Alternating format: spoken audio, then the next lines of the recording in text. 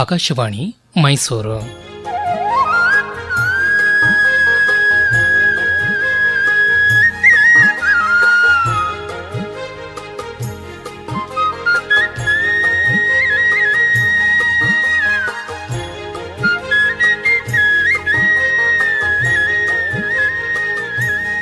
ಗಾದೆ ಗದ್ದುಗೆ ಗಾದೆ ಗದ್ದುಗೆ ಗಾದೆ ಗದ್ದುಗೆ ಗಾದೆ ಗದ್ದುಗೆ ಗಾದೆ ಗದ್ದುಗೆ.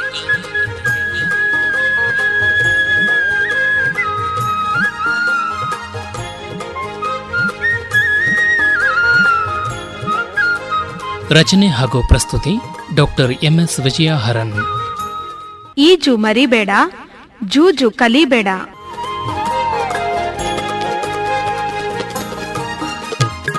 ಅಕ್ಕ ಅಕ್ಕ ಬೇಗ ಬಾಕ್ಕ. ಏನೋ ರಾಮು, ಯಾಕಿಷ್ಟು ಗಾಬ್ರಿ? ಅಕ್ಕ ಕೇಳುದೇನಕ್ಕ ಸುದ್ದಿ? ಏನಪ್ಪ? ಎದುರು ಮನೆ ಆಂಟಿ ಮಗ ಟ್ರಿಪ್ಗೆ ಹೋಗಿದ್ನಲ್ಲ, ನೀರ್ ಪಾಲಾಗಿ ಹೋಗಿದಾನಂತೆ. ಅಯ್ಯೋ, ಬಾಡಿನೂ ಇನ್ನು ಸಿಕ್ಕೇ ಇಲ್ವಂತಕ್ಕ. ಅಯ್ಯೋ ರಾಮ, ಎಂಥ ದುರ್ಘಟನೆ ಆಗೋಯ್ತಪ್ಪ. ಅವನು ಯಾಕಪ್ಪ ನೀರಿನ ಹತ್ರ ಹೋದ? ಎಂಥ ಚೆನ್ನಾಗಿದ್ದ ಹುಡುಗ, ಎಷ್ಟು ಬುದ್ಧಿವಂತ, ಏನು ಕತೆ. ಅಂದಾಗ ಅವನು ಫೈನಲ್ ಇಯರ್ನಲ್ಲಿ ಓದ್ತಿದ್ದ ಅಲ್ವಾ? ಹೌದಕ್ಕ, ಡಿಸ್ಟಿಂಕ್ಷನ್ನಲ್ಲೇ ಎಲ್ಲ ಪಾಸ್ ಆಗಿದ್ದ. ತುಂಬಾ ಇಂಟೆಲಿಜೆಂಟ್ ಕೂಡ ಆಗಿದ್ದ. ಛೇ ಛೇ ಛೇ ಛೇ ಛೇ, ಅವ್ರ ತಾಯಿ ತಂದೆ ಬಂಧು ಬಳಗ ಈ ದುಃಖನ ಹೇಗೆ ಸಹಿಸ್ತಾರೋ ನಾವೇರೆ ಕಾಣೆ ಅಲ್ವೋ ರಾಮು. ಈಜು ಮರಿಬೇಡ, ಜೂಜು ಕಲಿಬೇಡ ಅನ್ನೋ ಹಾಗೆ ಅವನಿಗೆ ಈಜು ಬರ್ತಿತ್ತಲ್ಲ, ಆದರೂ ಯಾಕೆ ಹೀಗಾಯ್ತು ಅಂತ. ಅಕ್ಕ, ಫ್ರೆಂಡ್ಸ್ ಎಲ್ಲ ಮುತ್ತತ್ತಿಗೆ ಹೋಗಿದ್ರಂತೆ. ಅಲ್ಲಿ ನದಿ ನೀರ್ ನೋಡಿದ್ದೆ. ಈಜು ಬರೋರು ಬರ್ದಿದ್ದೋರು ಎಲ್ಲ ನೀರಿಗಿಳಿದಿದ್ರಂತೆ. ಖುಷಿನಲ್ಲಿ ಮುಂದೆ ಮುಂದೆ ಹೋಗ್ತಾನೆ ಇದ್ರಂತೆ. ಸುಳಿ ಇತ್ತಂತೆ. ಈ ಹುಡುಗ ನೋಡ್ತಾ ನೋಡ್ತಾನೆ ಸಿಕ್ಕಾಕೊಂಡ್ಬಿಟ್ನಂತೆ. ಇನ್ನೊಬ್ಬ ಹುಡುಗ ಅವನನ್ನ ಕಾಪಾಡ್ತೀನಿ ಅಂತ ಹೋಗಿ ಅವನು ನೀರ್ಪಾಲಾಗಿ ಹೋಗಿದಾನಂತಕ್ಕ. ಅಯ್ಯೋ, ಯಾಕೆ ಈ ಹುಡುಗರು ಹೀಗೆ ಆಡ್ತಾರೋ? ಎಷ್ಟು ಬುದ್ಧಿವಂತರಾಗಿದ್ದು ಇಂಥ ವಿಷಯಗಳಲ್ಲಿ ಯಾಕೆ ಅಜಾಗರೂಕರಾಗಿರ್ತಾರೆ ಅಂತಲೇ ಗೊತ್ತಾಗೋದಿಲ್ಲಪ್ಪ. ಎಷ್ಟೋ ಕಡೆ ನೀರು ಇಳಿಬಾರ್ದು, ಇಲ್ಲಿ ಸುಳಿ ಇದೆ ಅಂತೆಲ್ಲ ಬೋರ್ಡ್ ಹಾಕಿರ್ತಾರಲ್ವಾ. ಎಲ್ಲದನ್ನು ನೋಡಿರ್ತಾರಕ್ಕ. ಆದ್ರೂ ಒಬ್ರನ್ನೊಬ್ರು ಪ್ರೋತ್ಸಾಹಿಸ್ತಾರೆ. ಸ್ವಲ್ಪ ಸ್ವಲ್ಪ ಈಜ್ ಕಲ್ತಿರೋರು ನೀರಿನಲ್ಲಿ ಸಾಹಸನೆ ಮಾಡೋರ್ ತರಹ ಮುನ್ನುಗ್ ಬಿಡ್ತಾರೆ. ಆಗಬಾರ್ದು ಅನಾಹುತ ಆಗ್ಬಿಡತ್ತೆ. ಎಷ್ಟೋ ಸಂದರ್ಭಗಳಲ್ಲಿ ದೊಡ್ಡೋರು ಎಲ್ಲರೂ ಟ್ರಿಪ್ ಹೊರಟಾಗ ಹೇಳ್ತಾರಲ್ಲ, ನೋಡು ನೀರಿನ ಹತ್ರ ಹೋಗ್ಬೇಡ, ಈಜೆಲ್ಲ ಆಡಬಾರ್ದು, ಹಾಗೆ ಹೀಗೆ ಅಂತೆಲ್ಲ ಹೇಳಿದಕ್ಕೆಲ್ಲ ಅವರು ಹ್ಞೂ ಅಂತ ಹೇಳಿ ಹೋಗಿರ್ತಾರೆ. ಆದ್ರೆ ಹೇಳಿದ ಮಾತೆ ಕೇಳಲ್ಲ ಅಲ್ವಾ. ಮತ್ತೆ ಅಕ್ಕ, ನೀನ್ ಅವಾಗ್ಲೇ ಹೇಳದಿಯಲ್ಲಕ್ಕ, ಈಜ್ ಮರಿಬೇಡ, ಜೂಜ್ ಕಲಿಬೇಡ ಅಂತ. ಎಷ್ಟು ಅರ್ಥಗರ್ಭಿತವಾಗಿದೆ ಅಲ್ವೇನಕ್ಕ ಈ ಗಾದೆ? ಹೌದು ಕಣವರಾಮು, ಸಾವಿರ ಅನುಭವಗಳ ಸಾರವಾಗಿ ಇಂಥ ಗಾದೆಗಳು ಹುಟ್ಕೊಂಡು ಚಾಲ್ತಿಗೆ ಬಂದಿರುತ್ತವೆ ನೋಡು. ಅಕ್ಕ, ಈಜು ಮರಿಬೇಡ ಅಂದ್ರೆ ಈಜುಗಾರಿಕೆ ಅನ್ನೋದು ಆಪತ್ತಿನಲ್ಲಿ ಮನುಷ್ಯರ ಜೀವನ ರಕ್ಷಿಸುವಂತ ಒಂದು ಅಮೂಲ್ಯವಾದ ವಿದ್ಯೆ. ಇಂಥ ವಿದ್ಯೆನ ಕಲಿಯೋದು ಎಷ್ಟು ಮುಖ್ಯನೋ ಅದನ್ನ ಮರ್ತು ಹೋಗದ ಹಾಗೆ ಬೆಳೆಸ್ಕೊಂಡು ಹೋಗೋದು, ಮುಂದುವರಿಸ್ಕೊಂಡು ಹೋಗೋದು ಅಷ್ಟೇ ಮುಖ್ಯ. ಖಂಡಿತ ಅಕ್ಕ. ಈಗ ನೋಡು, ಅಲ್ಪ ಸ್ವಲ್ಪ ಯಾವಾಗ್ಲೋ ಕಲ್ತಿರೋರು ತಮಗೇನೋ ತುಂಬಾ ಚೆನ್ನಾಗಿ ಬರುತ್ತೆ ಅಂದ್ಕೊಂಡು ಅಭ್ಯಾಸನೇ ಇಟ್ಕೊಳ್ಳದೆ ಇನ್ನೆಲ್ಲೋ ನೀರು ನೋಡಿದಾಗ ಧುಮುಕೋದು, ಅನಾಹುತ ಮಾಡ್ಕೊಳ್ಳೋದು ಮಾಡ್ತಾ ಇರ್ತಾರೆ. ಚಿಕ್ಕಂದಿನಲ್ಲೇ ಕಲ್ತಿದ್ರೆ ಅದನ್ನ ಅಭ್ಯಾಸದಲ್ಲಿ ಇಟ್ಕೊಂಡಿರ್ಬೇಕಲ್ವೇನಕ್ಕ? ಹೌದು ರಾಮು, ಚಿಕ್ಕಂದಿನ ವಿದ್ಯೆ ಪೊರೆಗುಂ ಚೂಡಾರತ್ನ ಅಂತ ನೀತಿ ಪಾಠವೇ ಇದೆಯಲ್ಲ. ಯಾವುದೇ ವಿದ್ಯೆ ಕಲೀಲಿ, ಅದರ ನಿರಂತರ ಅಭ್ಯಾಸದಿಂದ ಪರಿಪೂರ್ಣತೆ ಅನ್ನೋದು ಬರುತ್ತೆ. ಅದರ ಫಲವಾಗಿ ಯಾವತ್ತೂ ಬಾಳು ಸಿಹಿಯಾಗೇ ಇರುತ್ತೆ. ಅಕ್ಕ, ಈ ಗಾದೆ ಈಜು ಮರಿಬೇಡ, ಜೂಜು ಕಲಿಬೇಡ, ಇದರ ಉತ್ತರಾರ್ಧ ಅದು ಎಷ್ಟು ಅರ್ಥಪೂರ್ಣವಾಗಿದೆ ಅಲ್ವೇನಕ್ಕ? ಹೌದು, ಜೂಜು ಕಲಿಬೇಡ, ದುಶ್ಚಟಗಳನ್ನ ಖಂಡಿತ ಕಲಿಬಾರ್ದು. ಪಗಡೆ ಆಡಿ ಪಾಂಡವರು ಕೆಟ್ರು, ಇಸ್ಪೀಟಾಡಿ ಇದ್ಬೋದವರೆಲ್ಲ ಕೆಟ್ರು ಅಂತಾನೆ ಇನ್ನೂ ಒಂದು ಸೊಗಸಾದ ಗಾದೆನೇ ಇದೆ ಕಣೋ, ಜನಗಳನ್ನ ಎಚ್ಚರಿಸೋದಕ್ಕೆ. ಅಕ್ಕ, ದುಷ್ಟ ಚಟಗಳ ಸಹವಾಸಕ್ಕೆ ಬಿದ್ದರೆ ಮನುಷ್ಯನ ಬಾಳು ಬರೀ ಗೋಳು ಅನ್ನೋದು ನಿತ್ಯ ನಮ್ಮ ಸಮಾಜದಲ್ಲಿ ನೋಡ್ತಾನೆ ಇರ್ತೀವಲ್ವಾ. ಧೂಮಪಾನ, ಕುಡಿತದಂತಹ ಕೆಟ್ಟ ಚಟಗಳು ಮನುಷ್ಯರ ಆರೋಗ್ಯನ, ನೆಮ್ಮದಿನ ಹಾಳು ಮಾಡ್ಬಿಡುತ್ತಲ್ವಾ. ಆ ಮೂಲಕ ಕುಟುಂಬದ ನೆಮ್ಮದಿ, ಸಮಾಜದ ನೆಮ್ಮದಿನೂ ಕೂಡ ಕೆಟ್ಟ ಹೋಗುತ್ತಲ್ವಾ. ಸರಿಯಾಗಿ ಹೇಳಿದೆ ರಾಮು.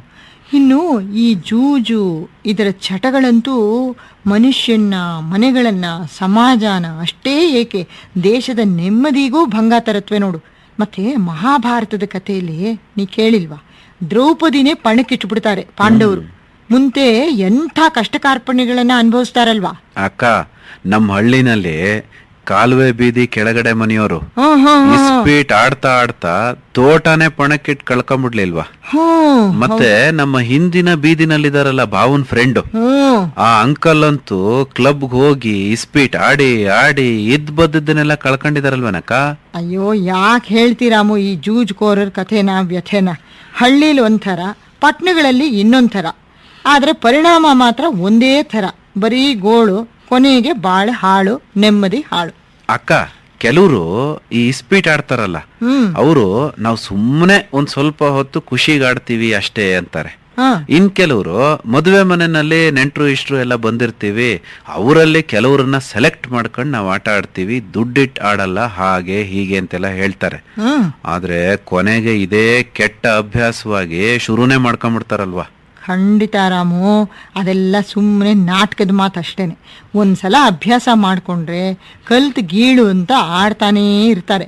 ಕೊನೆಗೆ ದುಡ್ಡು ಕಳ್ಕೊಳ್ತಾರೆ, ನೆಮ್ಮದಿನೂ ಕಳ್ಕೊಳ್ತಾರೆ. ಅಕ್ಕ, ಈಚೀಚ್ಕಂತೂ ಜೂಜಿಂದು ಬೇರೆ ಬೇರೆ ತರಾನೇ ಬರ್ತಾ ಇದೆ ಕಣಕ್ಕ.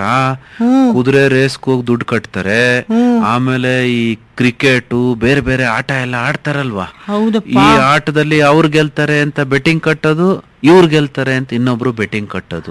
ಈ ಪತ್ರಿಕೆಗಳಲ್ಲೆಲ್ಲ ಬರುತ್ತಲ್ಲಕ್ಕ, ಇದನ್ನ ನಡೆಸೋಂತ ದಂಧೆನೇ ಇದೆ ಅಂತ. ಇದು ಒಂಥರ ದೊಡ್ಡ ಜೂಜೆ ಅಲ್ವಾ. ಖಂಡಿತ. ಮತ್ತೆ ಈ ಹಳ್ಳಿಗಳಲ್ಲಿ ಒಂಥರ ನೋಡ್ತೀವಲ್ವಾ, ಮತ್ತೆ ಶ್ರೀಮಂತರಲ್ಲಿ ನೀನ್ ಹೇಳ್ದಾಗೆ ದೊಡ್ಡ ದಂಧೆನೇ ಇದೆ ಅಂತ ಹೇಳ್ತೀಯ, ಅದೊಂಥರ.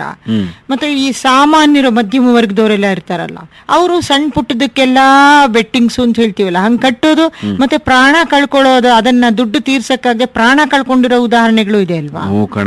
ಎಷ್ಟೋ ಇದೆ. ಮತ್ತೆ ಇದೆಲ್ಲ ಒಂದೇ ಕಣೋ, ಅಳಿಯ ಅಲ್ಲ ಮಗಳ ಗಂಡ ಅನ್ನೋ ಹಾಗೆ.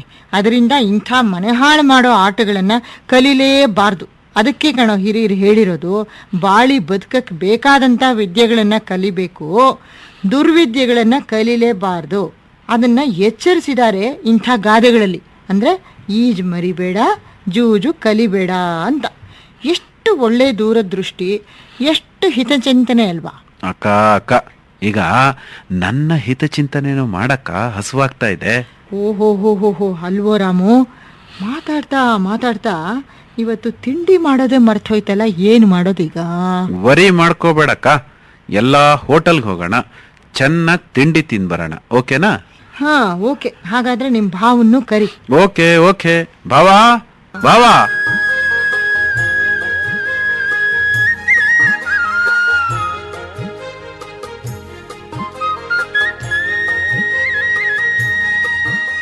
ಗಾದೆ ಗದ್ದುಗೆ ಕೇಳುತ್ತಿದ್ದೀರಿ.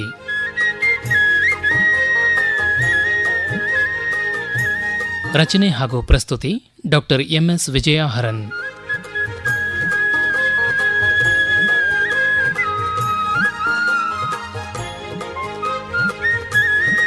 ನಿರೂಪಣೆ N ಕೇಶವಮೂರ್ತಿ.